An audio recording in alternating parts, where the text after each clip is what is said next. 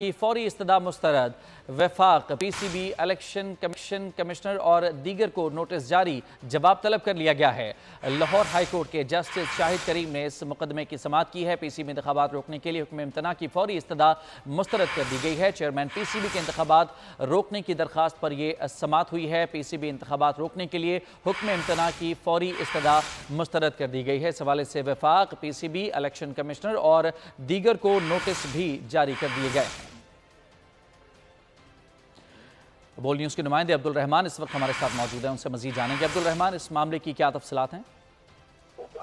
जी बिल्कुल, chairman PCB के इंतखाबात रोकने की दरखास्त पर अदालत ने वफाकी हुकूमत, पीसीबी इलेक्शन कमीशन और दीगर फरीकान को नोटिस जारी करते हुए जवाब तलब कर लिया है। जबकि अदालत ने पीसीबी इंतखाबात रोकने के लिए दायर दरखास्त पर फौरी हुक्म तराई की इब्तदा मुस्तरद कर दी। लाहौर हाईकोर्ट के जस्टिस शाहिद करीम के रूबरू दरखास्तदार गुलदादा के वकील फैसल नकवी ने दलाल देते हुए कहा कि पीसीबी जोनल इंतखाबात कराए बगैर चेयरमैन पीसीबी के इंतखाबात कराना गैर आईनी इकदाम है।